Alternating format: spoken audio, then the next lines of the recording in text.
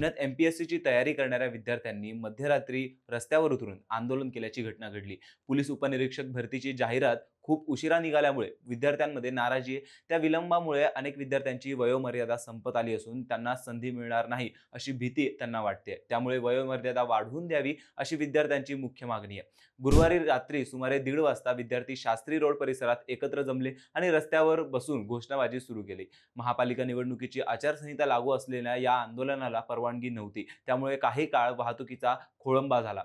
पोलिसांनी विद्यार्थ्यांना रस्ता मोकळा करण्यास सांगितले, त्यावेळी विद्यार्थ्यांनी राष्ट्रगीत म्हटले, त्यामुळे परिस्थिती थोडी तणावाची झाली। अखेर पोलिसांनी संयमाने विद्यार्थ्यांना तिथून हटवले। त्यानंतर दुसऱ्या दिवशी हे आंदोलन थांबले नाही। मोठ्या संख्येने एमपीएससीचे विद्यार्थी नदीपात्रात एकत्र आले आणि सरकार विरोधात घोषणाबाजी केली। सरकार आमच्या मागण्यांकडे दुर्लक्ष करत असल्याचा आरोप विद्यार्थ्यांनी केला। सायंकाळच्या वेळी मराठा आंदोलनाचे नेते मनोज जरांगे पाटील आंदोलनस्थळी पोहोचले। त्यांनी विद्यार्थ्यांशी संवाद साधत त्यांच्या मागण्या ऐकून घेतल्या आणि सरकारने तातडीने निर्णय घ्यावा अशी मागणी केली। शिवाय आमदार रोहित पवार यांनीही विद्यार्थ्यांच्या प्रश्नावर सरकारने लवकर तोडगा काढावा असे म्हटले। आमदार बच्चू कडू यांनी देखील सरकारवर टीका करत विद्यार्थ्यांना न्याय मिळाला नाही तर आंदोलन तीव्र होईल असा इशारा दिला आहे।